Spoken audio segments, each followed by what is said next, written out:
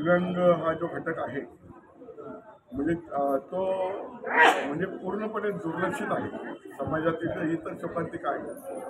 दिव्यांगांसाठी काहीतरी करावं हे सुरुवातीला सरकारला कधी वाटलंच नाही, परंतु ज्यावेळी या दिव्यांगांच्या संस्था संघटना महाराष्ट्रातील किंवा पूर्ण देशातील संघटना प्रयत्न करत राहिल्या, शेवटी न्यायालयात गेल्या तेव्हा आणि मग न्यायालयाने प्रश्न विचारला सरकारला की दिव्यांगांसाठी दिव्यांग ही माणसंच आहेत आणि दिव्यांगांसाठी सरकार काय करतो. त्यावेळी सरकार जागे झालं आणि योजना सुरू झाल्या. जरी योजना सुरू झाल्या, चांगल्या योजना काढल्या सरकारने, परंतु त्याच्या त्रुटी अनेक आहेत. कारण जे अधिकारी या योजना ठरवतात ते कधीच दिव्यांगात मिसळलेच नाही. त्यामुळे त्याला दिव्यांगांचं दुःख, वेदना आणि अडचणी यांची जाणीवच नाही. मंत्रालयात बसून दिव्यांगांच्या काय वेदना आहेत, काय दुःख आहे, काय अडचणी आहेत हे ज्या अधिकाऱ्यांना माहीत नाही ते अधिकारी आज योजना तयार करत आहेत आणि त्या योजना कशा तरी रखडवल्या जातात. परत त्या खाली आल्या. उदाहरणार्थ संजय गांधी योजना आहे. संजय गांधी योजनेअंतर्गत पूर्वी 600 रुपये दिले जात होते. 600 रुपये दिले जात होते संजय गांधी योजनेअंतर्गत. नंतर त्यावेळी अशी पण पद्धत होती की एका कुटुंबातील जर 2-3 अपंग असतील तर त्याच्यापैकी एकाच अपंगाला त्या योजनेचा फायदा मिळतो. आता ह्याच्यात किती अन्याय बघा. आता त्या अधिकाऱ्यांनी जे डोकं चालवलं ते किती चालवलं, मग त्यासाठी आम्हाला संघर्ष करावा लागला, बराच संघर्ष करावा. त्यावेळी सरकारच्या डोक्यात शिरलं आणि आता सर्व दिव्यांग असतील त्यांना लाभ मिळतो. परंतु बघा, संजय गांधीचा पहिल्यांदा 600 रुपये देत होते. आंदोलन केल्यानंतर 600 ते 1000 झाले. 1000चे 1,500 करण्यासाठी आम्ही 1,500 करण्यासाठी झगडत होतो. 1,500 केले, परंतु 1,500 मध्ये एका माणसाचं हे उदरनिर्वाह होऊ शकतो. हे सरकारच्या निर्देशांसाठी बघा. आंध्र प्रदेश आहे. आंध्र प्रदेशचे 6,000 रुपये देते दिव्यांगांना. आता 6,000 तर दिव्यांगाच्या मदतीने कुटुंबाला आले तर त्याच्यात कसं तरी जगेल. हे आम्ही जवळजवळ 4-5 वेळेला मोर्चे नेले, मंत्रालयावर सांगत आलो, परंतु 1,500च्या वर एक पैसा वाढवण्यास सरकार तयार नाही. आणि दिव्यांगांचा आज संजय गांधीचा दुसरा म्हणजे बघा, दिव्यांगांसाठी काय केलं त्यांनी योजना काढल्या. तो अंत्योदय योजना आहे, अंत्योदय रेशन कार्डाची योजना. त्यासाठी काय केलं, दिव्यांगांसाठी अंत्योदय योजना काढली आणि काय केलंय 15,000ची अट ठेवली. वार्षिक उत्पन्न 15,000चा दाखला तलाठ्याकडून आणायचा आणि त्या योजनेचा लाभ घ्यायचा. तो दिव्यांग असला तरी. मग दिव्यांग 15,000 ज्याचं उत्पन्न असेल तो दारिद्र्य रेषेखाली झाला. मग दारिद्र्य रेषेखालच्या साध्या माणसाला पण दिव्यांग या योजनेचा लाभ मिळतो. मग त्यांनी दिव्यांग असून त्याला काय वेगवेगळं सरकार हे आम्ही याच्या लक्षात आणलं. म्हणून 15,000च्या वर उत्पन्नाची मर्यादा अंत्योदय योजनेकरता वाढवायला अजून सरकार तयार नाही. ही शोकांतिका. मागील सरकार पण महायुतीची होती आणि आत्ताची पण सरकार महायुतीचीच आहे, परंतु लाडक्या बहिणींना हे दर महिन्याला 1,500, 2,000, 2,100 असे रुपये देत आहेत. पण दिव्यांगांसाठी काय त्यांनी भूमिका मांडलेली आहे का? आता खरं म्हणजे हा मुद्दा मला बोलायचा नव्हता. लाडक्या बहिणीसुद्धा आमच्यासुद्धा बहिणी आहेत, त्यांना देऊ दे सरकारने. परंतु लाडक्या बहिणींपेक्षा दिव्यांग हा कमजोर आहे, दिव्यांग हा गरीब आहे, दिव्यांग हा हाल अपेक्षात जगत आहे.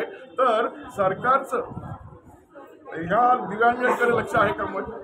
मगाशी पिल्ले साहेब म्हणाले की सरकारचं ह्याच्याकडे लक्षच नाही. कारण का हे एकवटलेले नाही, एकच येत नाहीत.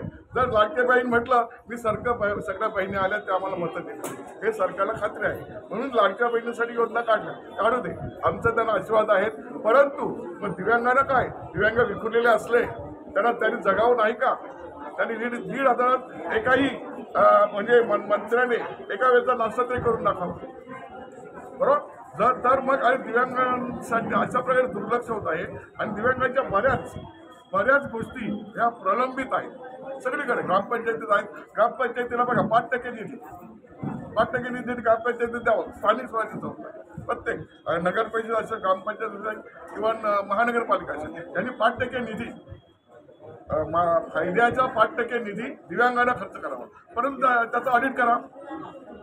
कुठल्याही महानगरपालिकेने, नगर परिषदेने किंवा ग्रामपंचायतीने पूर्ण 5% निधीचा लाभ सरकार यांना दिलेला नाही. आणि काय करतात तर ह्या लोकांना कधी पैसे देण्याऐवजी किंवा चेक देण्याऐवजी एखादं ह्याचे काय बल्ब वगैरे देतात. हे काय आपले काय म्हणजे अशा वस्तू देतात. आता सर पंखे दिले, आता पंखे लावण्यासाठी त्याच्या घरात लाईटर पाहिजे ना आपण, त्याला टॉर्च देतात. म्हणजे अशा प्रकारचे दिव्यांगांच्या विषयी प्रथम सरकारने दिव्यांग मंत्रालय काढलं. जसं म्हणजे बघा, दिव्यांग मंत्रालय काढलं. महाराष्ट्र हे पहिलं राज्य आहे देशात दिव्यांग मंत्रालय काढणार. त्यावेळेला आम्हाला आनंद वाटला. म्हणजे प्रत्येक संघटनेने त्या महाराष्ट्रातील सर्व संघटनांनी प्रयत्न करून दिव्यांग मंत्रालय आणलं खरं. परंतु दिव्यांगाच्या जीवनात काय फरक पडला? काहीच नाही, शून्य. ते पहिलं होतं तसंच चालू आहे. दिव्यांग मंत्रालयामुळं अपंगाच्या जीवनात काहीच फायदा झाला नाही. आणि हे दिव्यांग मंत्रालय म्हणजे एक पुरण झाले. दिव्यांग मंत्रालयामार्फत आता ई रिक्षा दिव्यांग, ई रिक्षा तुम्ही बघा, त्याचा दिव्यांगाला काय उपयोग आहे? ज्या फायदा मग स्कूटी द्या ना. आज आमचा दिव्यांग प्रवासासाठी धडपडतोय, घरातच बसतं काही. पण जर स्कूटी गाड्या दिल्यात तर तो कुठेतरी प्रवासाला जाईल, मोलमजुरी करेल, कामधंदा करेल. परंतु हे शक्य नाही. मग त्या स्कूटी या कंपनीचा फायदा होण्यासाठी ही रिक्षा दिलात का? तुम्ही जर बघितलं ना पत्रकार लोक बंधूंनी तर समजलं आहे काही लोकांना रस्त्यावरून चालवण्याच्या योग्यतेचं नाही त्या रिक्षा. तर अशा प्रकारे विंडो योजना काढून दिव्यांगांचे हाल करू नका, दिव्यांगांचे नैराश्य करू नका. आणि दिव्यांगांना जर खरोखर विकास करायचा असेल तर दिव्यांगांच्या वेदनांविषयी ज्यांना जागरूकता आहे, ज्यांना माहिती आहे त्यांचा सल्ला घ्या. आमच्या संघटनांच्या प्रत्येकाचा घ्या ना सल्ला. संघटना सर्व संघटनेची एक मंत्रालय मिटिंग घ्या, महानगरपालिकेने एक मिटिंग घ्यावी. म्हणजे जिथं जिथं स्थानिक स्वराज्य संस्था आहेत त्यांनी तिथं मिटिंग घ्या आणि दिव्यांगांना काय आवश्यक आहे ते आमच्याकडून जाणून घ्या आणि मग दिव्यांगांचा विकास होईल. हे जर का मनापासून करायचं असेल तर. पण आज या ठिकाणी जागतिक दिन आपण साजरा करत आहात. आज या ठिकाणी अपंग दिव्यांगांना आज आपण एक शाल वाटप या ठिकाणी केलेले, या संदर्भात काय सांगा? दिव्यांगांना शाल वाटप नाही तर हे ब्लँकेट वाटप केले ते एका संघटनेने संस्थेने केले. ही संस्था जी आहे त्या संस्थेने म्हणजे बरेच वेळेला आमच्या संघटनेला मदत म्हणून त्यांचा म्हणजे काहीतरी गरिबांना मदत करण्याचा त्यांचा प्रयत्न असतो. तर त्यांनी पहिल्यांदा विचारला होता आम्ही तुमच्या कार्यक्रमात दिव्यांगांना काहीतरी मदत करू शकतो का?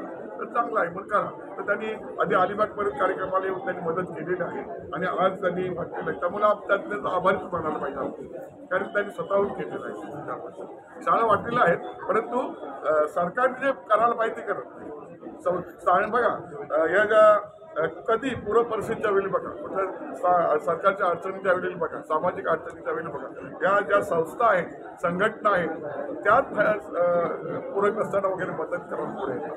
पण सरकार इतकं मागं असतं. त्या अपंगाच्या बाबतीत सुद्धा सरकार मागं आहे. पनवेल महानगरपालिका अतिक्रमण हटवत आहे. या ठिकाणी दिव्यांगांचे पण काही व्यवसाय आहेत, तर त्या संदर्भात आपली काय असेल भूमिका? आता काय आहे ना, बरं प्रश्न मस्त विचारला. तर दिव्यांगांचे बरेच स्टॉल आहेत.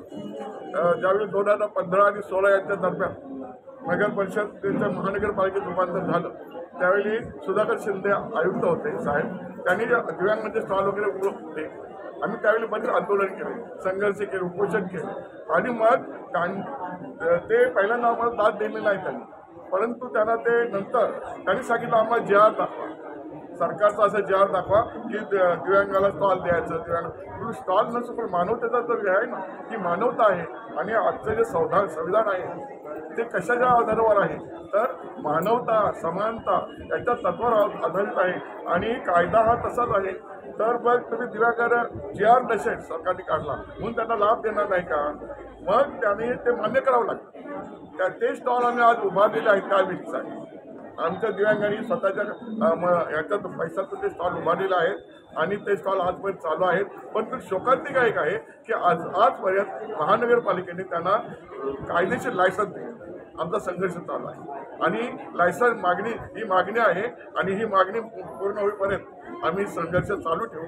आणि आता आम्ही एक 2 महिने जरी लायसन्स मिळाले नाहीत तर मोठा संघर्ष आम्ही करणार.